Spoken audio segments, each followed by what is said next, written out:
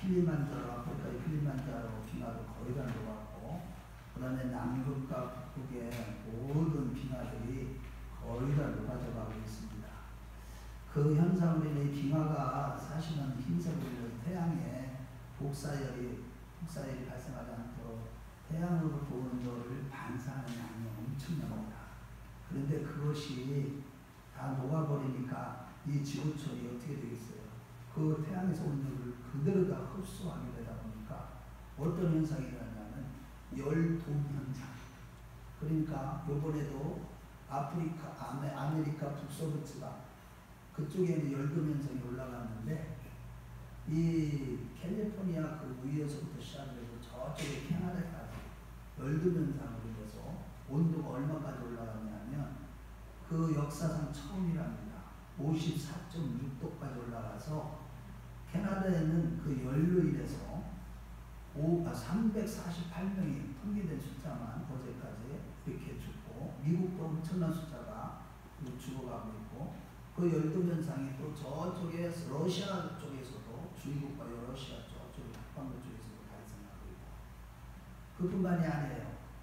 지금 전 세계는 몸살을 앓고 있습니다.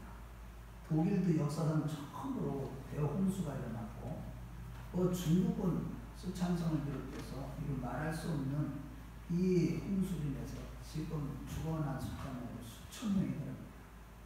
지금 그런데다가 지금 또 이번에 태풍이 그 수창성을 향해서 한국에 가고 있는 게 엄청난 큰 태풍이고, 다음 주부터 이 일본의 도쿄 그쪽에 올림픽이 시작될 것인데, 그쪽에도 지금 엄청난 태풍이 갈 것으로 지금 예상이 되고 있고, 게다가 도쿄 앞바다에 지금 도쿄는 지진이 계속 도쿄뿐만 아니라 그 주변에 일본은 지진이 엄청나게 일어나고 있습니다. 그뿐만이 아닙니다. 이 메뚜기 재앙부터 시작해서 이 지구촌은요, 역사 이래로 이 아주 너무너무 고통스러운 그런 지금 지구촌의 현상을 보여주시고 있습니다. 이거는 말세 때 예수님께서 마태복음 24장에 말씀하셨던 징조들을 하나도 빠짐없이 다 보여주고 있고, 특별히 전염병이 창궐할 것이라고 하신 대로 지금 코로나19뿐만 아니라 더 심각한 이 전염병이 또 올 것이 예상되고 있다고 이 음모론 쪽에서는 지금 나오고 있습니다. 여러분, 이러한 환란의 때에 과연 우리의 신앙생활은 어떠해야 되는 것인지, 이러한 고통과 환란과 핍박의 시대에 과연 초대교회 때는 어떤 식으로 신앙생활을 했을까요?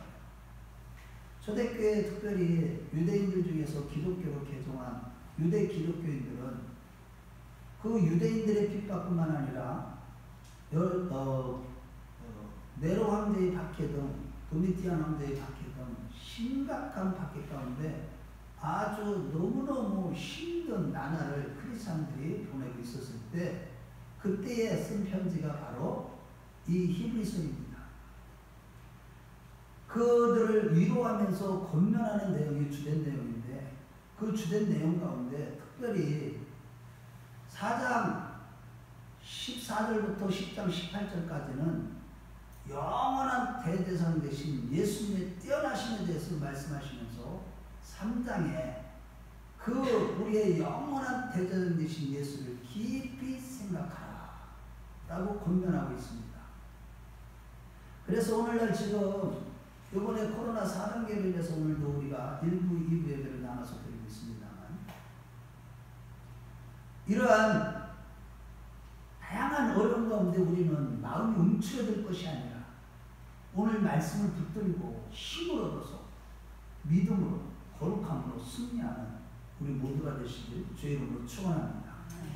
그래서 오늘은 멜기세덱의 반차를 쫓는 영원한 대제사장이라는 이 제목으로 이제 4장부터 10장까지 히브리서 말씀 전체를 상고해 보면서, 히브리서 전체가 아니죠, 4장부터 10장까지를 상고해 보면서 우리 한번 같이 은혜를 나누기 원합니다. 첫째로 우리에게 영원한 대제사장 되신 멜기세덱의 반차를 쫓아 영원한 대제사장으로 오신 예수를 깊이 생각하라는 것입니다. 우리 3장 1절을 먼저 보겠습니다. 3장 1절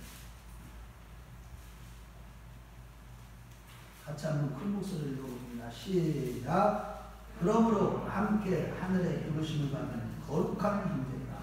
우리가 믿는 도리에 사로심에 대제사장이신 예수를 깊이 생각하라. 여러분, 왜 예수를 이 환난의 때에 깊이 생각해야 할까요? 여기서 특별히 하늘에 함께 부르심을 받은 거룩한 형제들은 누구를 얘기하는 것입니까? 유대 기독교인들이고 오늘날 핍박받는 우리 성도들에게 얘기하는 것이죠. 환난 중에 있는 성도들에게 하시는 권면은 예수를 깊이 생각하라는 것입니다. 여기서 깊이라는 단어는 원어적으로 볼 때 완전한 깊이를 얘기합니다. 예를 들어서 10m 강이 있는데 10m의 깊이의 강이 있는데 우리는 9m까지만 8m까지만 내려가도 깊이 내려갔다고 생각하는데 그런 깊이가 아니라 바닥 10m까지 내려가는 완전한 깊이를 얘기합니다. 그렇다면 왜 이렇게 예수를 완전히 깊이 생각해야 한다는 것인지, 그것은 바로 2장 1절 말씀에 보면 우리가 들은 것을 더욱 유념함으로 우리가 흘러 떠내려갈까 조심하라 했듯이, 우리가 예수를 깊이 생각하지 않으면 이 세상의 물결, 이 환난 가운데, 고통 가운데 세상의 물결에 저들이 계략대로 다 우리가 떠내려가고 실패하게 되고 구원을 잃어버릴 수 있기 때문에 예수를 깊이 생각하라는 것입니다. 그 예수를 그러면 깊이 생각한다는 것이 무엇일까? 그것은 이사야서 9장 6절에 7절 말씀을 볼 때 예수님께서 요셉의 아들로 태어났을 때 사람들은 다들 요셉의 아들 정도로만 생각했지만 예수는 그 어깨에 정사를 매신 분이시고 또 이름이 기묘자, 즉 주님은 하시는 모든 일이 기기 묘묘하신 분이시고 모사, 즉 모든 가르침, 완전한 가르침을 가르신, 즉 예수님께만 가기만 하면 해결이 되지 않는 일이 전혀 없으신 그런 분이시고 또한 전능하신 분이시고 예수는 우리 육신의 아버지보다도 더 위대하신 영원한 영존하시는 아버지가 되시는 분이시고 예수는 또한 예수는 우리에게 평강의 왕이 되신다는 것, 이것까지를 깊이 아는 것, 깨닫는 것, 이것이 예수를 깊이 아는 겁니다. 깊이 생각하는 거예요. 과연 여러분들은 과연 예수를 이렇게 깊이 생각하며 살아가고 있습니까? 그 가운데서 특별히 이 히브리서 기자는 그 예수에 대해서 또한 증거할 때 영원한 대제사장이 되신 예수 그리스도는 17절 말씀에 볼 때 아론의 반차가 아니라 멜기세덱의 반차를 쫓아오신 예수 그리스도를 영원히 깊이 생각하라.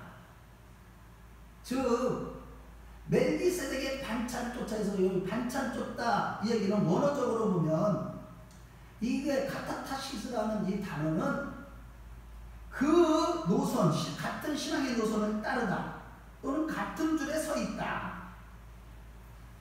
즉 멜기세덱과 같은 신앙의 노선, 같은 노선에 서 있는 대제사장이신 예수를 깊이 생각하라. 그러면 멜기세덱은 누구일까요? 그거는 7장 1절에 우리 오늘 본문이 시작하는 7장 1절을 읽어봐요. 우리 멜기세덱은 뭐라고 얘기하나? 시작. 이 멜기세덱은 살렘왕이에요. 지극히 높으신 하나님의 제사장이라 여러 왕을 쳐서 죽이고 돌아오는 아브라함을 만나 복을 빈 자라. 여기 보면 먼저 살렘왕, 즉 평강의 왕이라는 거예요. 마찬가지로 예수님도 멜기세덱의 반차를 쫓은 예수님도 평강의 왕으로 이 땅에 오셨다는 겁니다. 그래서 미가서 5장 5절 말씀에 보면 이제 그가 창대하여 땅끝까지 미치리니 이 사람은 평강이 될 것이라고 예언했던 대로 예수님은 평강의 왕이시기 때문에 예수님이 부활하시고 승천하시기 직전에 두려웠던 제자들을 만나 제일 먼저 하신 것이 라고 하시면서 너희에게 평강이 있느냐? 라고 하시면서 평강을 주신 것입니다. 이러한 이 멜기세덱, 평강의 왕이 멜기세덱에 대해서 또한 크게 성경은 세 군데로 얘기하고 있는데 창세기 14장과 10권 110권과 오늘 본문의 이 7장에서 멜기세덱의 얘기를 계속하고 있습니다. 먼저 창세기 14장 18절에서 19절 말씀을 보면 살렘한 멜기세덱이 떡과 포도주를 가지고 나왔으니 그는 지극히 높으신 하나님의 제사장이요 였더라. 그가 아브라함에게 축복하여 이르되 천주의 주제이시오 지극히 높으신 하나님이 아브라함에게 복을 주옵소서라고 빈 사람이에요. 즉 요단 동편에 있던 엘람왕 그들과 오멜을 섬기는 가나안 땅의 5 족속 나라가 반역으로 인해서 그들과 오멜이 그 주변 나라 동방의 주변 나라 세 나라가 연합을 해서 쳐들어 내려오면서 위에서부터 다 그 5 나라를 멸하러 올 때에 거기에는 보면 아브라함의 조카 롯이 살던 소돔과 고모라도 소속되어서 결국은 그들이 다 포로로 끌려가게 되었을 때 그때 아브라함이 가신 318명을 데리고 가서 그 동방의 그 왕들을 다 쳐 물리치고 그들을 다 멸한 후에 하나님의 능력으로 다 멸한 것이죠.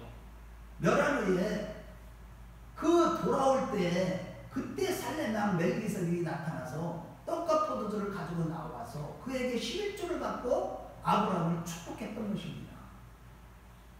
이것이 창세기 14장인데 그런데 이어서 15장 말씀에 보면 그때의 그 이후에 바로 하나님이 이렇게 멜기세덱의 축복을 받은 아브라함에게 나타나셔서 뭐라고 말씀하시냐면 아브라함아 두려워하지 말라 나는 내 방패요 너의 지극히 큰 상급이니라 라고 하시면서 우리가 잘 알고 있듯이 헷불어냐 땅과 자손에 대한 언약의 말씀을 주셨는데 특별히 내 자손이 하늘의 별 같고 땅에 모래같이 많게 되리고 번성하리라고 했던 것처럼 그러면서 적과 뿌리는 땅을 주신다고 하신 것처럼 그 약속대로 아브라함의 자손이신 예수 그리스도를 통해서 온 천하 만민이 구원의 복을 받는 열매를 맺게 된 것이죠. 이러고 본데 지극히 높으신 하나님의 제사장 멜기세덱의 축복을 통해서 아브라함을 축복하신 것은 자손에 대한 약속을 확고히 해주시는 이 창세기 14장이 그래서 너무나 중요한 말씀인 것입니다. 이에 오늘 본문 7장에 보면 1, 2절에 그 멜기세덱은 지극히 높으신 하나님의 제사장인데 여러함을 쳐서 죽이고 돌아오는 아브라함을 만나 복을 빈 자라 아브라함이 모든 것이 10분의 1을 그에게 나눠주니라. 그 이름을 해석하면 먼저는 의의 왕이요 그 다음은 살렘왕이니 곧 평강의 왕이시라 라고 했던 것입니다. 따라서 오늘 17절 말씀에 예수님의 지극히 높으신 하나님의 제사장 멜기세덱의 반차를 쫓는 대제사장이라는 이 말씀은 예수님은 아브라함보다도 지극히 높으신 멜기세덱이 그 지극히 높으신 것처럼 하나님의 제사장인 것처럼 그 예수님도 지극히 높으시라는 분의 뜻이고 멜기세덱이 아브라함을 축복하신 것처럼 예수님은 지극히 높으신 하나님으로서 모든 믿는 자들에게 영생의 축복과 더불어 차원이 다른 신령한 목표를 주시는 그러한 전능하신 하나님이심을 보여주시는 것입니다.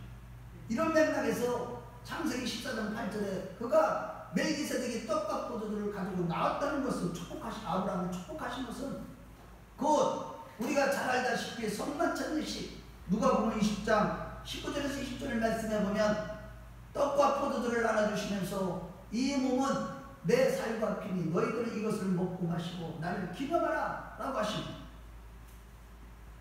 즉 예수님의 살과 피를 통해서 십자가에서 뜯겨지고 부어지고 피를 완전히 쏟으시는 부어지는 그러한 예수님의 살과 피를 통해서 구원의 축복, 영생의 복을 내리신다는 것을 상징해 주신 것입니다.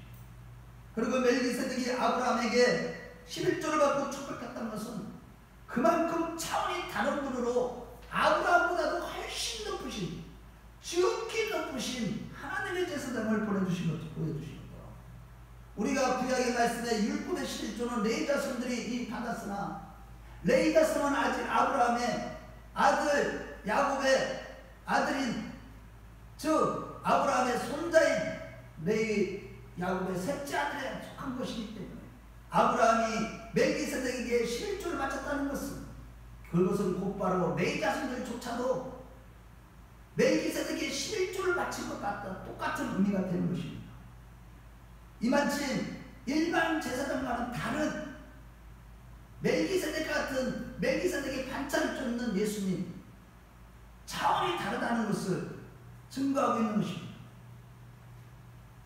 마찬가지로 예수님도 그런 차원의 높으신 왕 같은 영원한 멜기세덱의 반차를 쫓는 대제사장이기 때문에 우리 14절에서 15절을 읽어보겠습니다. 자, 시작. 우리 주께서는 유다로부터 나신 것이 분명하다. 이 지파에는 모세가 제사장들에 관하여 말한 것이 하나도 없고 멜기세덱과 같은 별다른 한 제사장이 일어난 것을 보니 더욱 분명하다. 여러분, 모세가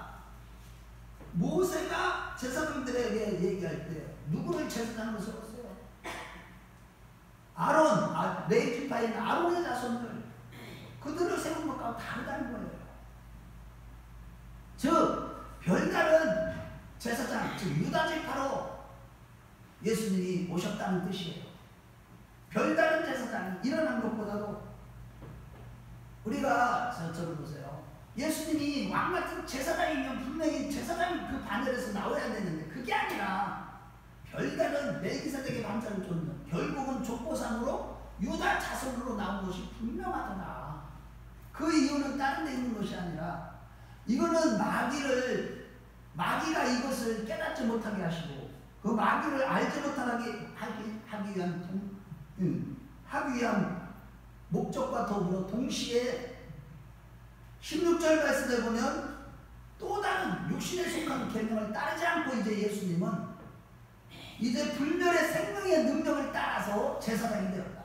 생명의 능력, 불멸의 생명의 능력이라는 것은 인간의 육체가 되어버린 인간들 모든 인류를 구원하시기 위해서는 육신에 속한 계명을 따르는 그런 분이 되서는 안 돼요. 육신을 따르는 자들은 그 인간을 구속해 줄 수 있는, 그 인간의 모든 죄를 대속할 수 있는 그런 제사장으로서는 불가능한 거예요. 그래서 불멸의 생명으로 능력으로 오셔야 하기 때문에 유다 자손으로 이렇게 오셨다고 증거하고 있는 것입니다. 이해가 되셨습니까? 그 불멸의 생명의 능력은 원어적으로 보면 파쇄되지 않는 능력, 즉 예수님의 제사장직은 이 레위 자손들, 육신에 따라 제사장되는 레위 자손들의 제사장들은 나중에 나이가 들면 늙어서 죽어 없어져 파쇄됐는데 예수님은 영원한 불멸의 생명의 능력으로 제사장이 되신 것입니다. 영원한 생명의 능력, 파쇄되지 않는 능력의 제사장이라는 거예요. 한마디로 멜기세덱의 반차를 쫓는 영원한 대제사장이라는 이 말씀은 예수님은 곧 평강의 왕이요 의의 왕이시고 아브라함에게 11조를 받고 축복한 멜기세덱의 노선을 따르는 지극히 높으신 분이시며 레위 지파가 아닌 별다른 유다 지파를 오신 영원한 파쇄되지 않는 제사장이라는 뜻에서 예수님은 우리가 영원한 멜기세덱의 반차를 쫓는 영원한 대제사장이라고 증거하고 있는 것입니다. 이 의미를 우리가 성경적으로 바르게 이해를 하고 깨달을 때 복음의 내용이 무엇인지 정확하게 알게 되는 것입니다. 이 히브리서 말씀은 사실은 우리가 이 유대교 문화에 젖어 있는 삶이 아니라 좀 쉬운 말은 아니에요. 유대인들은 다 쉽게 알아들을 수 있는 말이지만 그렇지만 이 말씀은 성령님이 지금 우리에게 조명해 주시면 이 말씀의 의미를 오늘 우리가 정확하게 깨닫고 예수를 믿어도 복음의 내용을 정확하게 믿고 깨달아서 말씀에 서서 우리는 마지막 때 흔들리지 않냐고 승리하는 자가 되는 것입니다. 자, 그래서 이렇게 환난 중에 있는 성도들에게 마귀가 알지 못하는 평의 복을 주시는 예수님을 늘 깊이 생각해서 우리가 지금 이 코로나를 비롯하여 다양한 마지막 때의 환난의 시대에 어떤 두려움도 다 물리치시고 승리하라는 것이 바로 히브리서 7장 전체가 우리에게 주시는 말씀의 요지인 것입니다. 그러므로 여러분, 지금 코로나 팬데믹을 비롯하여 이 지구촌이 열병을 앓고 있는 이 다양한 문제들을 만나는 시대에 살아가지만 우리는 조금 더 낙심하거나 세상 사람처럼 두려워하는 자들이 되어서는 안 되는 것입니다. 예수님은 우리의 모사가 되어주신 거예요. 그분은요, 교회만 나가기만 하면 어떤 문제를 가지고 나오든지 우리의 문제를 다 해결해 주시고, 그분에게 나아가기만 하면 안 되는 것이 없고 영생의 축복까지 주시는 분이시고, 기묘자가 되시고, 그분께만 나아가면 늘 평강을 주시는 가운데 우리가 거룩함을 지키고 믿음을 지키며 승리하는 자들이 되는 것입니다. 바라기는 우리 모두 이러한 자들이 되었으면 좋겠습니다. 아멘. 둘째로, 예수님처럼 우리 자신을 제물과 생축으로 하나님께 드리는 자가 되어야 한다는 것입니다. 여러분, 예수님이 뛰어나신 대제사장으로서 뛰어나신 이유는 무엇일까? 그것이 바로 4장부터 이제 10장까지 전체적으로 예수님이 뛰어나신 제사장으로서의 뛰어나신 영원한 제사장으로 뛰어나심에 대해서 증거하고 있는데, 먼저 4장 15절 말씀을 보면 우리에게 있는 대제사장은 우리의 연약함을 동정하지 아니하시는 분이 아니요, 모든 일에 우리가 똑같이 시험을 받은 자인데 죄는 없으십니다. 여기서 동정하는 하나님이시기 때문에, 제사장이시기 때문에 뛰어난 거예요. 레이지파의 제사장, 오늘날 저를 보세요. 제가 여러분들 앞에서 하나님과의 관계 속에서 여러분들 앞에서 제가 중매제의 역할을 하면 어떻게 보면 제사장 역할을 하는 자들이 하는 자라고도 볼 수 있습니다. 그러나 제가 여러분들을 예수님처럼 이렇게 동정하는 그런 동정을 할 수가 없어요. 여러분들, 저는 사랑을 합니다. 예수님의 마음으로 정말로 우리 성도들이 비록 이 땅에서는 힘들고 어렵게 살아도, 정말로 제가 조금 마음이 아파도 여러분들이 진짜 구원을 받고 천국을 가야 되기 때문에, 지옥불은 절대 들어가면 안 되기 때문에,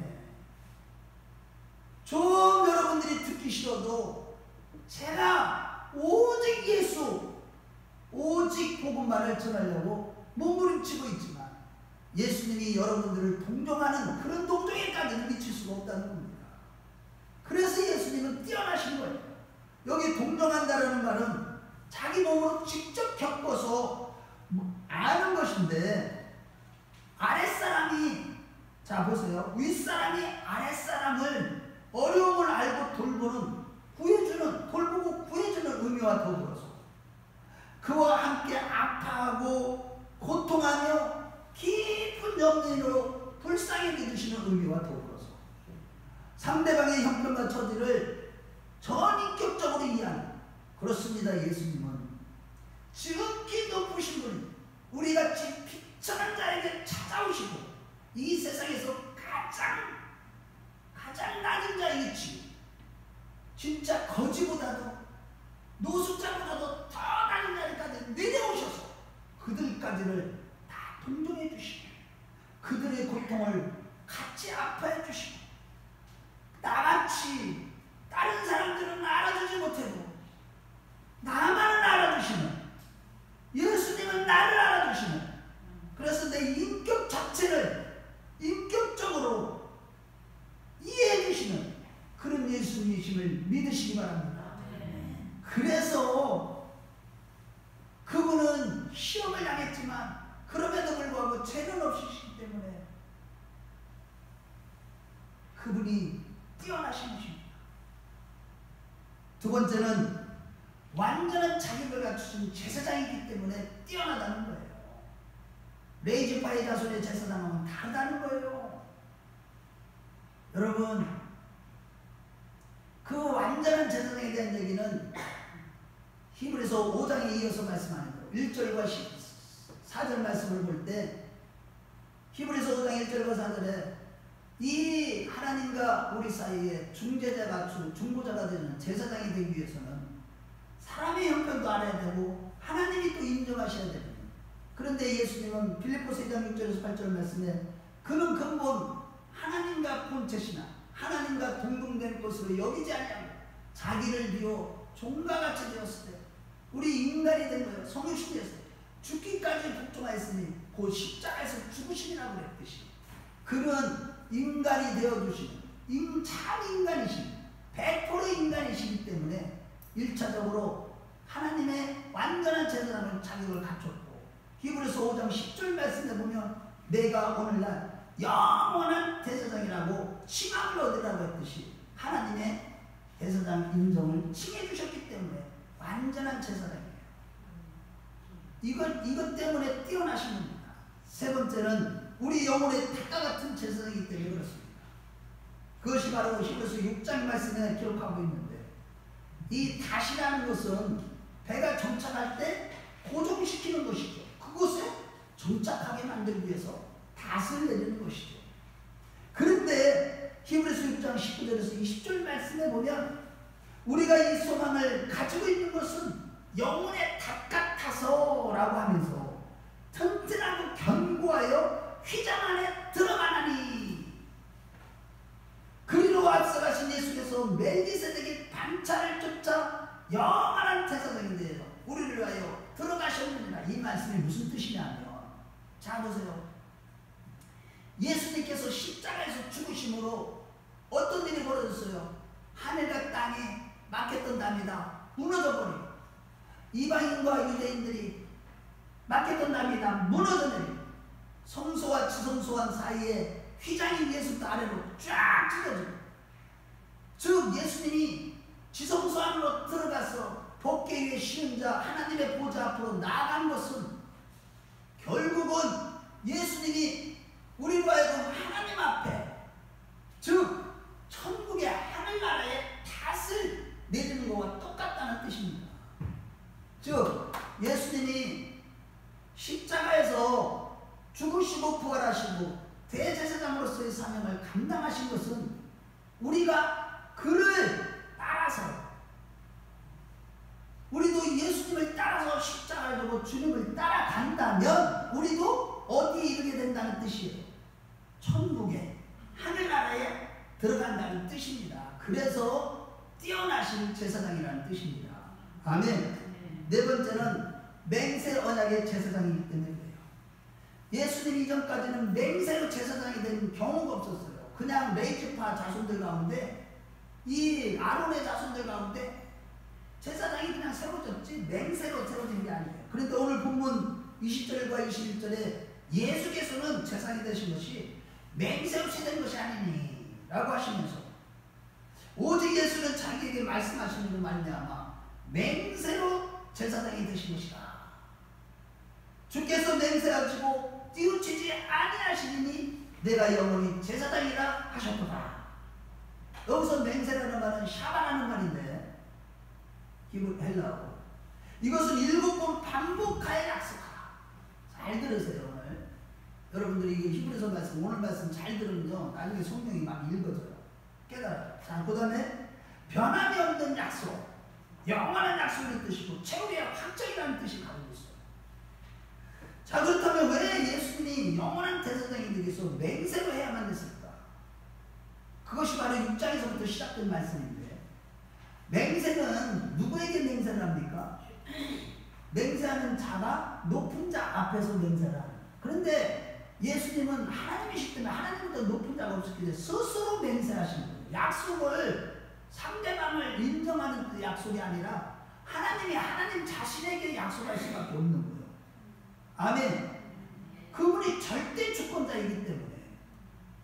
그래서 히브리서 5장 8절에서 9절에 그가 아들이시면서도 받으신 고난으로 순종함을 배워서 온전하게 되셨은지 자기에게 순종하는 모든 자에게 영원한 구원의 근원이 되신다. 잘 들으세요. 오늘 자 보세요. 아들이시기 때문에, 아들이시면서도 고난으로 순종을 해요. 십자가 고난은 아들이지만은 이 자식인데, 이게 자식인데 뭐 어떻게든 아버지 자식이야 예수님은.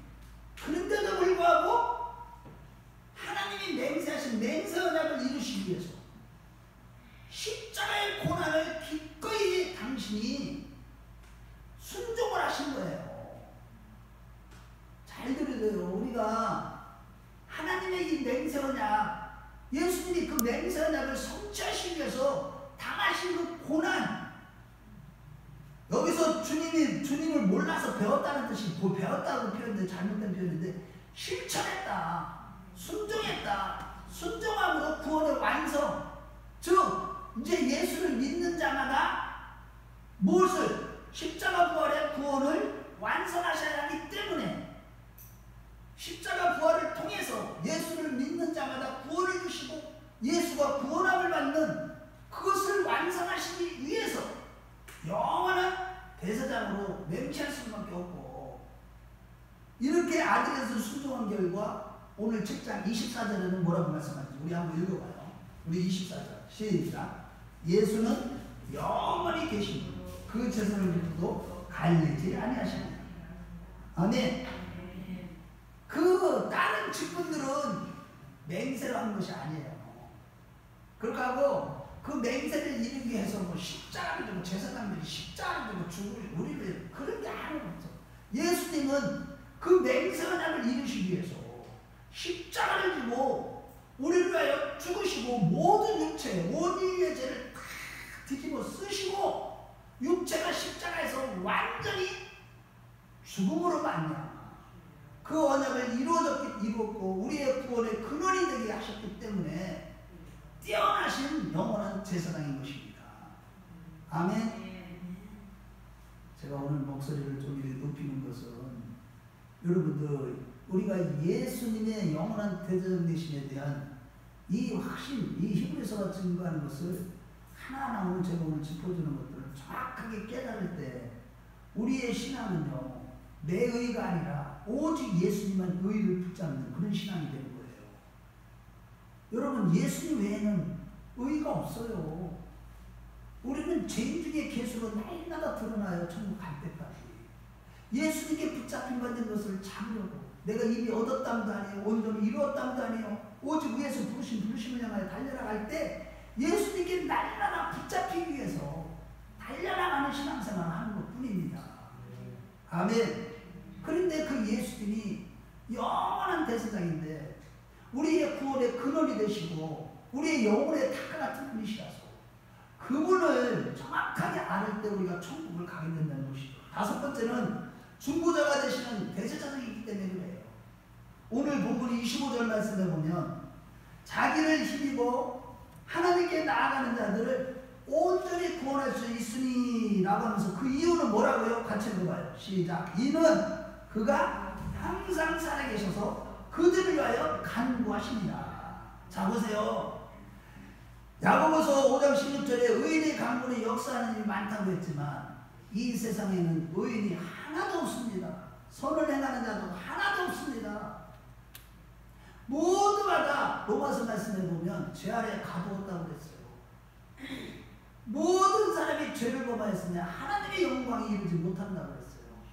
율법의 정죄를 받아서 어떤 사람도 율법을 완전하게 지키는 육체가 없기 때문에 사람이 의롭게 되는 것이 율법의 행위로서가 아니라 그리스도 예수를 믿음으로 의롭게 되는 줄 아므로 우리도 그리스도 예수를 믿나니 이는 그리스도 예수를 믿음으로 의롭다함을 얻으려 함이라 라고 했듯이 의인이 없어요. 그런데 그 의인의 강구는 역사는 많다고 했어요. 그래서 로마서 3장 26절에 곧 이때에 자기의 의로우심을 나타내서 자기도 의로우며 또 예수님을 믿는 자를 의롭다 하려 하시라는 말씀대로 십자가에서 죽으시고 부활하신 예수님은 지금도 살아계셔서 그 말씀을 성취하시기 위하여 능력이 있는 기도로 계속적으로 겟세마네 동산의 기도처럼 적극적으로 하늘과 땅의 모든 권세를 가지신 예수님께서 그 권세로 중보하고 우리를 위하여 중보하고 계신 것입니다. 요한복음 17장 11절에 대제사장적 기도처럼 우리의 연합을 위해서 하나님과 우리의 연합을 위해서 그것은 구원을 얘기하는 것이죠. 로마서 8장 26절에 말할 수 없는 탄식으로 성령님이 간구하시는 것처럼 예수님이 지금도 우리를 위하여 간구하시는 영원한 대제사장이기 때문에 중보자가 되시기 때문에 위대하시다는 사실을 믿으시기 바랍니다. 자, 여섯 번째는 더 좋은 새 언약의 중보자이시기 때문에 그렇습니다. 그것이 8장에 이제 기록되고 있는데 8장 6절에 보면 6절을 읽어보겠어요. 8장 6절에 자 시작. 그러나 이제 그는 더 아름다운 직분을 얻으셨습니다. 그는 더 좋은 언약 세우신 더 좋은 언약의 중보자시다. 아멘. 여기서 더 아름다운이라는 것은 디오프로테라스라는 헬라어인데 이 단어는요 더 탁월한, 더 뛰어난이라는 것인데 왜 예수님이 더 탁월하고 뛰어난 영원한 제사장의 직분이냐? 그것은 더 좋은 언약으로 세우신 대제사장이 되시고 더 뛰어나고 탁월한 대제사장이 되는 이유는 그거는 8장 1절에서 2절에 보면 하나님의 보좌 우편에 앉으셔서 이제는 하늘 성소에서 이 땅에서의 이 제사장들이 맨날 소 잡고 양 잡고 뭐 곡식 갖다가 이런 땅에서의 제사장이 직분이 아니라 더 좋은 아름다운 더 탁월한 하늘 성소에서 지금도 예수님은 그 제사장의 직분을 더 좋은 제사장의 직분을 감당하고 있고 더 좋은 언약이라는 게 뭐예요? 새 언약이 어디에 있습니까? 레위기야 31장과 에스겔서 36장에 말씀하시는 대로 지금도 그분은 우리 마음에 주의 종을 통해서 주시는 레마의 말씀으로 지금도 그분의 말씀을 우리 마음에 심겨주심으로 아멘. 그뿐만 아니라 성령을 부어주심으로 아멘. 그런 역할을 하고 계시는 제사장이기 때문에 더 뛰어나신 영원한 대제사장이 되신 것입니다. 할렐루야. 또한 7번째는 완전한 제사를 드렸기 때문인데 자 그것은 이제 히브리서 9장에 가면 나옵니다. 그런데 히브리서 9장 12절은 꼭 읽어봐야 돼요. 한번 같이 읽어봐요. 히브리서 9장 12절. 자 오늘 말씀을 잘 깨달아야 됩니다. 자 9장 12절 시작. 염소와 송아지의 피로 하지 않냐고 오직 자기 피로 영원한 속죄를 위해서 단번에 성소에 들어가셨느니라. 여러분 구약의 제사들은요 죄를 지을 때마다 화목제, 속죄제, 속건제처럼 뭐 다양한 제사들을 다 드려요. 번제를 비롯해서. 그런데 예수님은 이제 그러한 예수님께서 자기 자신을 제물로 드려서 하늘 성소를 향해서 단번에 영원한 제사를 드렸기 때문에 이제 구약의 율법이 끝난 거예요. 아멘 하시는. 그러니까 완전한 대제사장이 되시기 때문에 뛰어난 거예요. 여러분 구약시대 때는요 대속죄일이 보면 7월 10일인데 그때 이 대제사장이요 레위기서 오늘 본문 저기 히브리서 9장 7절에는 우리 히브리서 9장 7절 한번 읽어요. 9장 7절. 자 시작. 오직 둘째 장만한 대제사장이 홀로 있는 한 번 들어가되 자기와 백성의 허물을 위하여 드리는 피 없이는 아니야. 여기 보면 7월 10일 날 대제사장이 대속죄일 날 어디로 들어가요? 지성소 안에 그 하나님의 시은자 앞에 나가죠. 뭐 법궤 위에 시은자 하나님이 임재하시는 두 그룹 사이에 임재하시잖아요. 그런데 그때 들어갈 때 자기 죄를 위해서 유황불을 붙여야 되고 향을 피워야 되고 또 백성들의 죄를 위해서 또한 자기 권속의 죄를 위해서 또 양과 또한 소를 가지고 들어가 또 한 번은 또 백성들의 죄를 위해서 염소의 피를 가지고 들어가서 그 제단에다가 피를 발려야 돼. 지성소에 법궤 위에 제단. 그러고 또 그 끝나고 나면 또 들어가야 돼. 또 들어가서 이제 향불을 갖고 나와야 돼. 왜냐하면 이 향을 피워야지 하나님 앞에 자기가 가려져. 허물이 가려져. 상징적으로 허물이 안 보여. 죄가 안 보여. 그런데 이제 그거 다 끝나고 나면 또 그것도 또 삭하고. 하나님은요 소멸하는 분이시기 때문에 죄가 있으면 그대로 하나님이 가만히 계셔도 죄가 있으면 그 소멸하는 물로 해서 다 태워 죽어버려요. 그렇게 어기하신 하나님이시고 절대 공의 하나님이시고 그런 하나님 앞에서 구약시대 때는 제사 드릴 때마다 얼마나 힘들었어. 죄를 지을 때마다 그렇게 반복적으로 지어야 되지만 이제는 예수님께서 저와 여러분들의 죄, 온 인류의 죄를 위해서 짊어지시고 하늘 성소를 향하여 단번에 영원한 제사를 주셔서 완전한 제사장이시기 때문에 뛰어나시다고 성경은 증거하는 것입니다. 아멘. 자 마지막으로 가장 중요한 건데 제사를 드릴 때 그분은 자기 몸을 제물로 드린 대제사장이기 때문에 위대하시고 뛰어난 겁니다. 누가 자기 몸으로 제물로 드려요. 그게 10장에 나오는데 10장 14절을 읽어보겠어요. 한번 굉장히 중요합니다. 10장 14절. 자 우리 같이 읽어봐요. 시작.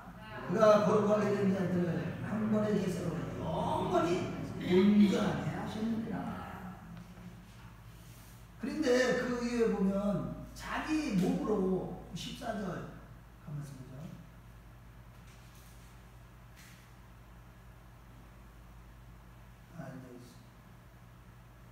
예, 이제 자기 몸으로 제사를 드렸기 때문에 자 보세요. 여기를 보세요. 그래 이제 모든 제물은 짐승이 아니라 자기 몸으로 예수님이 영원한 제물이 되어주셨기 때문에 우리가 그분을 믿고 따르고 예수님 안에서 점점 더 우리가 거룩해지고 성화되어져 가고 마지막 날에 온전히 될 수 있는 것은 예수님 자신이 제물이 죄 없으신 몸으로 제물이 되어주셨기 때문에 그 일이 우리에게 이루어지는 것입니다. 그래서 이제 13장 13절로 가보면 이제는 우리가 13장 13절로 가봐요. 그러니까 우리도 어떻게 살아야 되는지를 얘기하고 있어요. 우리 13장 13절 시작.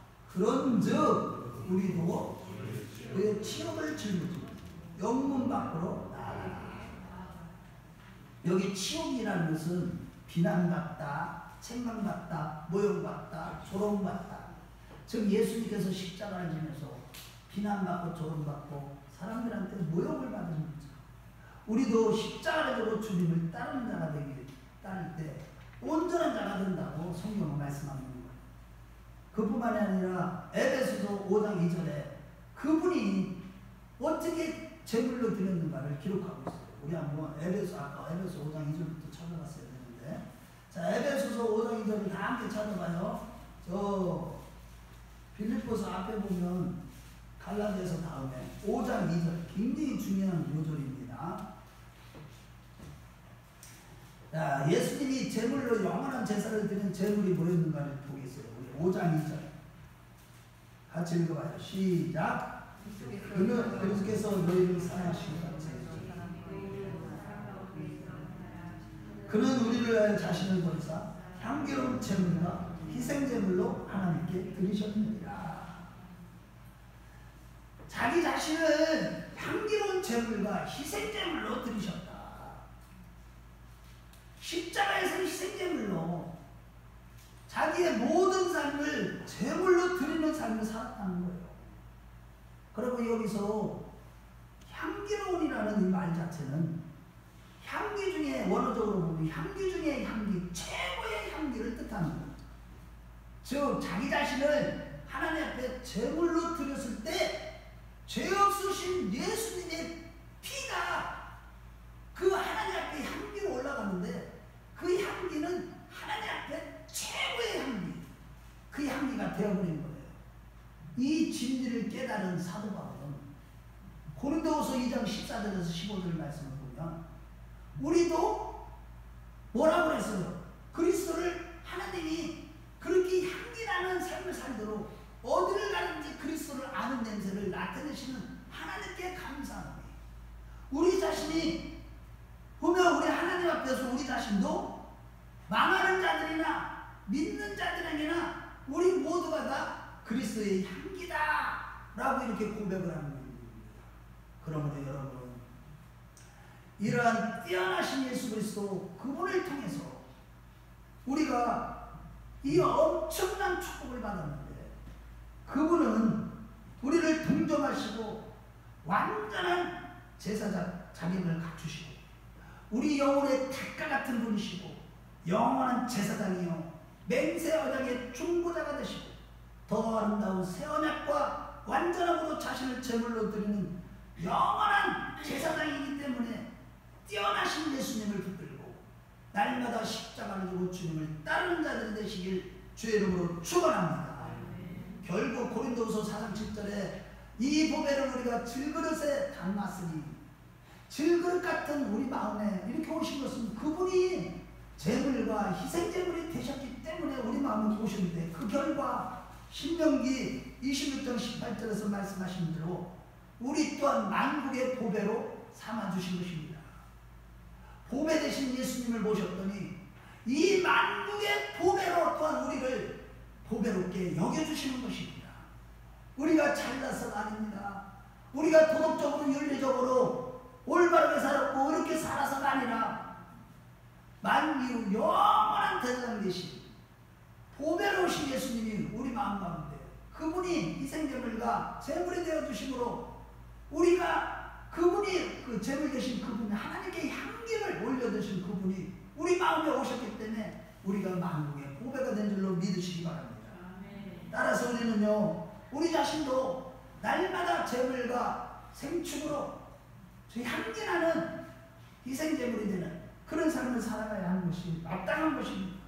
어디를 가든지 내가 그리스도를 나타내는 그리스도의 냄새를 나타내는 그리스도의 향기가 되시는 저와 여러분들이 되시길 주의 이름으로 축원합니다. 결론입니다. 여러분 우리는 다 하나님의 소유요 왕같은 제사장으로서 부르심을 받은 자로서 우리가 멜기세덱의 반차를 쫓아오신 예수님을 따라서 갈 때 앞서서 예수님이 우리의 영혼의 탓을 내려주신 영원한 천국에 들어가게 되는 것입니다. 예수님이 걸어가신 그 길을 걷지 아니하고는 누구도 천국에 들어가지 않고 지옥불에다 떨어지고 마는 것입니다. 그러므로 여러분 이 환난 중에서도 항상 믿는 도리에 삼으시며 영원한 대접을 주신 예수를 깊이 생각하는 자들이 되십시다. 무슨 일을 하든지 어떤 분들을 만나든지 항상 멜기세덱의 반차를 따르는 영원한 대장 되신 예수를 깊이 생각하는 자들이 되십시오. 반드시 주님께서 환난 중에서도 평강의 복을 주시는 가운데 우리 자신의 거룩함과 믿음을 지키는 자고 승리하는 자가 되실 것입니다. 둘째로 예수님을 따라 우리 자신을 제물과 희생제물로 드림으로 그리스도의 향기가 되십시다. 가정에서든지 교회에서든지 직장에서든지 항상 우리 자신이 먼저 희생하고 먼저 내가 죽어지고 나를 포기하고 나를 낮추는 제물과 희생제물이 될 때 우리 하나님께서는 우리를 그리스도의 향기가 예수 그리스도가 아는 냄새를 나타내는 그리스도의 향기가 되시게 하시는 것입니다. 이것은 영원한 제사장 되신 주께서 택하여 세우신 우리 하나님의 사람들의 마땅한 삶인 것이고 하나님 아버지께 효도하는 유일한 길인 것임을 믿으시기 바랍니다. 하지만 내가 살아있으면 제물과 희생제물이 될 수가 없는 것입니다. 내가 죽어야 향기로운 제물과 생축이 되고 희생제물이 되는 것입니다. 힘써서 내 자신을 치며 십자가를 져야만 하는 것입니다. 끊임없이 자아를 깨뜨리고 우리 자신을 제물과 희생제물로 드림으로 탁월하고 가치 있는 하나님의 사람으로 살아가는 우리 큰나눔교회 식구들이 다 되시기를 축원합니다. 반드시 예수님이 닷을 내려놓으시는 하나님 나라에서 영원한 생명의 멸류관을 받고 영생 복락을 누리게 되실 것입니다. 우리 모두 한 분도 빠짐없이 그런 자들이 다 되시길 주의 이름으로 축원합니다. 주의 이름으로 축원합니다. 우리가 같이 기도하시겠습니다. 여러분, 과연 우리는 얼마나 예수를 깊이 생각하고 있습니까? 얼마나 예수님을 온전히 깊이 깨달아가고 있습니다. 환난 때에 예수를 깊이 생각하지 않으면 우리는 세상 물에 휩쓸려 갑니다. 세상 사람들의 사상에 휩쓸려 가고 보암직하고